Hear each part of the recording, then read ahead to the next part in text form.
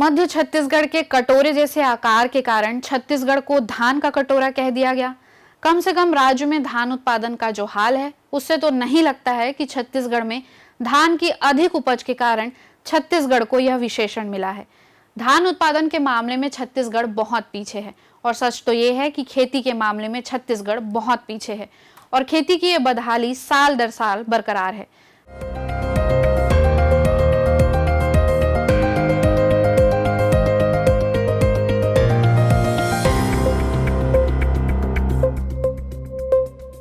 नमस्कार, जरूरी बात में आपका स्वागत है। मैं हूं ममता मानकर। नवंबर 2000 में जब छत्तीसगढ़ अलग राज्य बना तो सबकी उम्मीदें आसमान पर थी। गांवों में बसने वाले छत्तीसगढ़ और खेती पर निर्भर सर्वाधिक आबादी वाले छत्तीसगढ़ में उम्मीद थी कि तस्वीर बदलेगी। लेकिन पिछले 24 सालों के आंकड़े बता रहे हैं कि जिस खेती के मोर्चे पर सर्वाधिक काम करने की जरूरत थी वो अपेक्षाकृत अभी भी बदहाल है। भूपेश बघेल की सरकार हो या इससे पहले की रमन सिंह की सरकार, सभी ने छत्तीसगढ़ को कृषि के क्षेत्र में एक नई दिशा देने के बड़े बड़े वादे किए। उस दिशा में काम भी हुआ, लेकिन आंकड़े बताते हैं कि तस्वीर अब भी बहुत नहीं बदली है। कृषि एवं किसान कल्याण मंत्रालय के आंकड़े बताते हैं कि खेती के मामले में छत्तीसगढ़ देश के दूसरे राज्यों की तुलना में कहीं नहीं टिकता। छत्तीसगढ़ का कृषि उत्पादन बाकी राज्यों की तुलना में बहुत पीछे है। ऐसा लगता है जैसे छत्तीसगढ़ की कृषि उत्पादकता ठहर सी गई है। सच कहें तो छत्तीसगढ़ में कृषि उत्पादकता की स्थिति चिंताजनक है और यह राज्य अब अन्य राज्यों के मुकाबले पिछड़ता हुआ दिखाई दे रहा है। हमारे लिए यह खुश होने का कारण हो सकता है कि छत्तीसगढ़ के किसानों ने समर्थन मूल्य पर खूब धान बेचा। हम इस बात से भी खुश हो सकते हैं कि 2019-20 में जिस छत्तीसगढ़ में प्रति हेक्टेयर चावल का औसत उत्पादन 1848 किलोग्राम था, वो 2023-24 में बढ़कर 2539 किलोग्राम प्रति हेक्टेयर हो गया। लेकिन ठहरिए, देश के दूसरे राज्यों में चावल उत्पादन का जो आंकड़ा है वो आपको चौंका देगा। 2023-24 में छत्तीसगढ़ में प्रति हेक्टेयर चावल का औसत उत्पादन महज 2539 किलोग्राम था। उस समय चंडीगढ़ में यह उत्पादन लगभग 2 गुना यानी 5000 किलोग्राम प्रति हेक्टेयर था, जबकि पंजाब में 4516, आंध्र प्रदेश में 3822, हरियाणा में 3822, तेलंगाना में 3602, दिल्ली में 3067, कर्नाटक में 3282, पुडुचेरी में 3133, तमिलनाडु में 3235 और त्रिपुरा में 3263 किलोग्राम प्रति हेक्टेयर रहा। छत्तीसगढ़ में जो धान और बाकी फसलें होती हैं उसमें जो बहुत अच्छी फसलें होती हैं उनका एवरेज लगभग देश भर की जो सबसे अच्छी फसलों का एवरेज है उसके बराबर होता है। लेकिन बाकी जगहों में उतनी आइडियल कंडीशंस मिल नहीं पाती हैं। जैसे बहुत सारी जगहों में रेनफेड एग्रीकल्चर है, बहुत सारी जगहों में सॉइल स्ट्रक्चर ख़राब हो चुका है, बहुत सारी जगहों में वाटर लॉगिंग की समस्या है, कई कई जगह में एश्योर्ड इरीगेशन नहीं है। इन सब का प्रभाव जो है वो उन फसलों में पड़ता है। लेकिन इसकी वजह से क्या होता है कि सब कंडीशंस अलग अलग होने की वजह से छत्तीसगढ़ में इन्हीं फसलों के भीतर में अलग अलग बायोडाइवर्सिटी पैदा होती है। जैसे भले बंगाल में बहुत सारे धान होते हैं पर धान की 22,000 वैरायटी वहाँ नहीं हो पाती। ये छत्तीसगढ़ में पॉसिबल है क्योंकि यहाँ पर जो कंडीशनल वेरिएशन है वो बहुत ज़्यादा है। और बहुत सारा जब आइडियल कंडीशन मिल जाती है तो छत्तीसगढ़ में भी उत्पादन बहुत बढ़ जाता है। जैसे एक एग्जांपल मछली का उत्पादन है।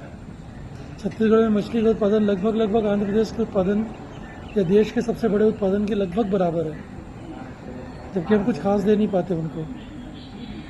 कई बार छत्तीसगढ़ मक्का उत्पादन में अपनी उपलब्धि गिनाने की कोशिश करता है, लेकिन मक्के की उत्पादकता पर गौर करें तो राज्य में 2019-20 में मक्का उत्पादकता 2691 किलोग्राम प्रति हेक्टेयर थी, जो 2023-24 में बढ़कर 3144 किलोग्राम प्रति हेक्टेयर हुई।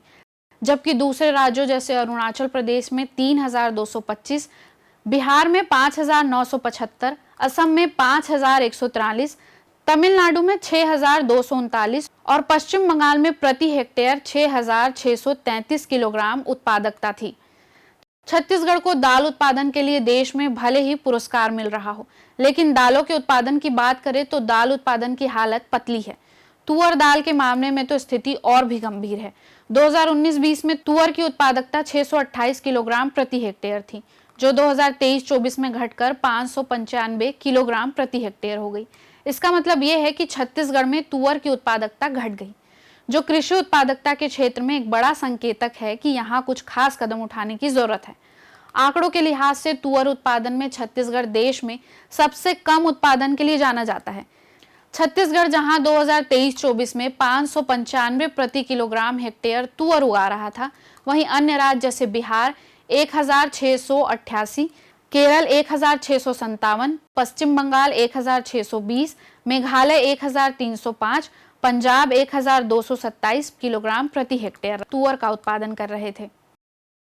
चना की उत्पादकता में भी सुधार तो हुआ, लेकिन वह अन्य राज्यों के मुकाबले बहुत पीछे है थी, जो 2023-24 में बढ़कर 828 किलोग्राम प्रति हेक्टेयर हो गई। वहीं दिल्ली में इन्हीं सालों में 2000 किलोग्राम प्रति हेक्टेयर चना का उत्पादन हुआ। ठीक ऐसे ही गुजरात में 1714, तेलंगाना में 1686, पंजाब में 1395 किलोग्राम प्रति हेक्टेयर रहा। उड़द के उत्पादन में भी छत्तीसगढ़ सबसे कम उत्पादक वाले राज्यों में अव्वल है। 23-24 में जब सभी राज्यों ने ठीक ठाक बढ़ोतरी की, छत्तीसगढ़ में तब उड़द का उत्पादन 383 किलोग्राम प्रति हेक्टेयर रहा।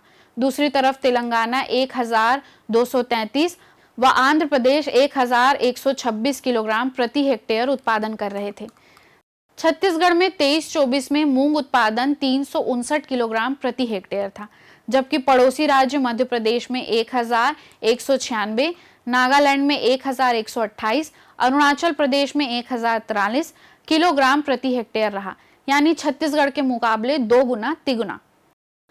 मूंगफली के मामले में छत्तीसगढ़ में 23-24 में उत्पादन 1619 किलोग्राम प्रति हेक्टेयर था।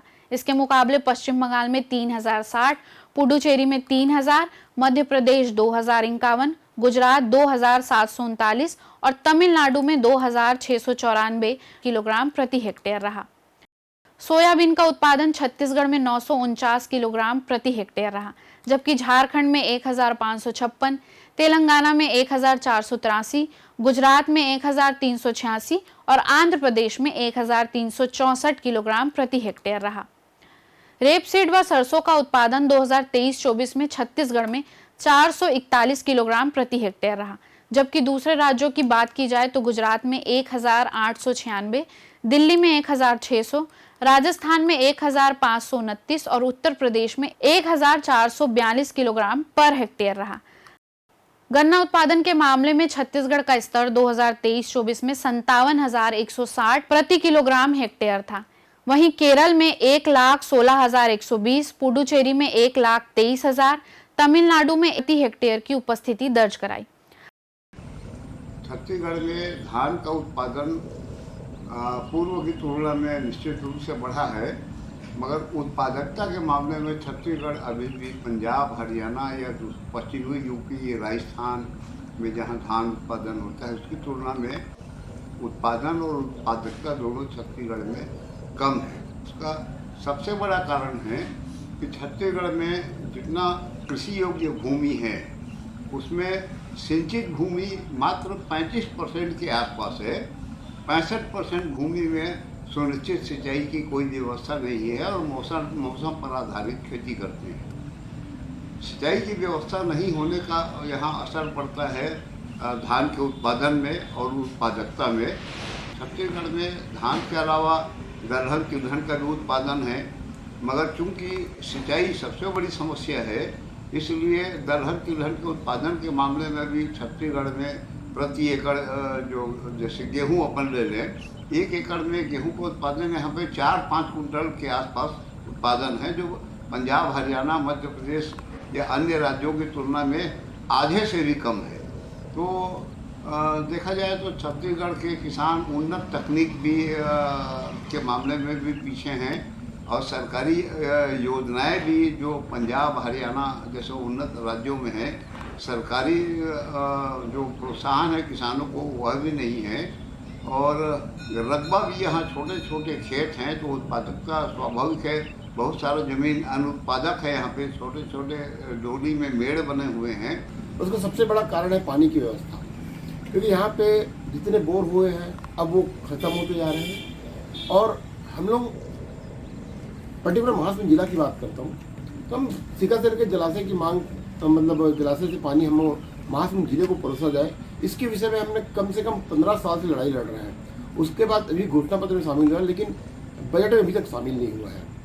तो जब तक सरकार किसानों को पानी नहीं पहुँचाता है, जैसे तेलंगाना में सारे गाँव को अच्छे से बांधों में पानी भर करके पानी परोसा जा रहा है, उस तरह की सारी यहाँ के जितने भी डैम हैं छत्तीसगढ़ में, उनको पानी जब तक नहीं परोसा जाएगा एक दूसरे से कनेक्ट करके, तब तक पानी की व्यवस्था नहीं होगी।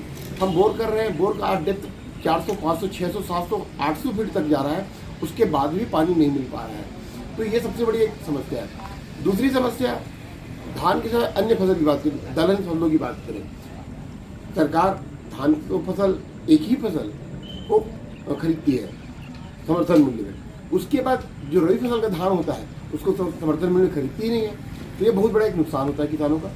वैसे दलहन के बारे में छत्तीसगढ़ में कुछ कुछ जगहों में खरीदा जाता है, लेकिन मैं चाहता हूँ कि छत्तीसगढ़ के हर जगह पे, हर जिले पे, हर ब्लॉक पे, हर सोसाइटी पे जितनी भी दलहन की फसलें हैं, उनको जब तक सरकार अपने समर्थन मूल्य खरीदी तय नहीं करेगा, क्योंकि किसान गेहूँ अगर उपजाता है तो जैसे ही बाजार में गेहूँ आता है उसका रेट 16-17 रुपये हो जाता है। जैसे ही चना उग जाता है, चना का रेट बहुत कम हो जाता है। फल्ली उग जाता है, फल्ली का रेट बहुत कम हो जाता है। तो समर्थन मूल्य में जब तक सारे फसलों का मतलब सरकार नहीं खरीदेगी या किसी के माध्यम से नहीं खराएगी, तब तक हमारे जो ग्राफ है फसलों का वो गिरते जाएगा। अब सवाल ये उठता है कि क्या छत्तीसगढ़ की सरकार को कृषि क्षेत्र की स्थिति पर गहरी नजर नहीं रखनी चाहिए? हर बार घोषणाओं में बड़े बड़े वादे किए जाते हैं, लेकिन जब आंकड़ों की वास्तविकता सामने आती है तो यह सभी वादे बिखरे हुए नजर आते हैं। राज्य की अधिकांश खेती मौसम पर निर्भर है। जिन सिंचाई योजनाओं को खेती के नाम पर बनाया गया, उसका अधिकांश पानी उद्योगों को जा रहा है। नई सिंचाई योजनाओं का कहीं अता पता नहीं है। ऐसा ही संकट बाजार का भी है। आज तक सरकार कृषि उत्पादों के लिए बेहतर बाजार उपलब्ध नहीं करा पाई है। कृषि को लेकर नीतियों की कोई कमी नहीं है। संकट ये है कि इन नीतियों को धरातल पर उतारने की कोई नीयत नजर नहीं आ रही है। जरूरी बात में फिर होगी बात।